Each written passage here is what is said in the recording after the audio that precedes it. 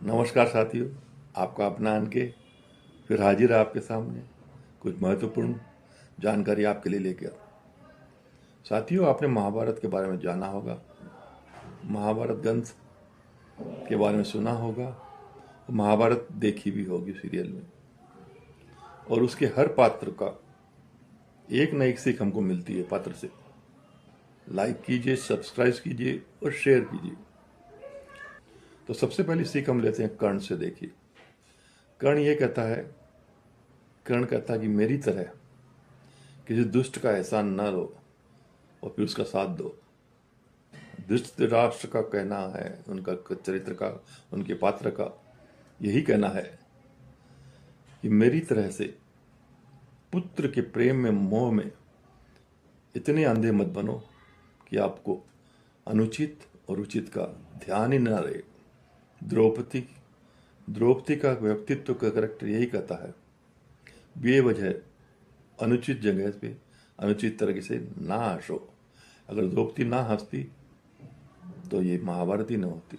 भीष्म पितामह भी यही कहती, उनका चरित्र उनका व्यक्तित्व यही कहता है कि मेरी तरह से प्रतिज्ञाओं में मत बंधो, झूठी प्रति और झूठ का साथ न दो।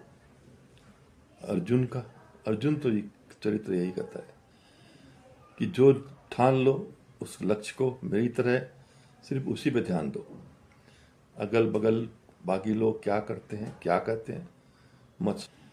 द्रोणाचार्य का चरित्र ये कहता है कि मेरी तरह से असत्य, जो आधा सत्य, उस पर विश्वास ना करो। क्योंकि द्रोणाचार्य ने सिर्फ इतना ही सुना था कि अश्वत्थामा मारा गया। उन्होंने जांच भी नहीं की कि अश्वत्थामा की सच्चाई क्या थी। इसलिए कभी भी अर्ध सत्य को आप मानकर उस पर कार्रवाई तुरंत ना करें। दुशासन, मेरी तरह से नारी का अपमान ना करो। अंत में श्री कृष्णा, अगर धर्म की लड़ाई के लिए, धर्म युद्ध के लिए हमें अस्त्र भी उठाना पड़े तो पीछे ना हटो, सामने चाहे हमारे अपने कोई भी हो। मैं यही कहता हूं कि धर्म की लड़ाई कोई पाप नहीं है, उसे पाप नहीं माना जाता। तो दोस्तों, ये जो चरित्र जो हमें कह रहे हैं उस पर हम अमल करें। धन्यवाद।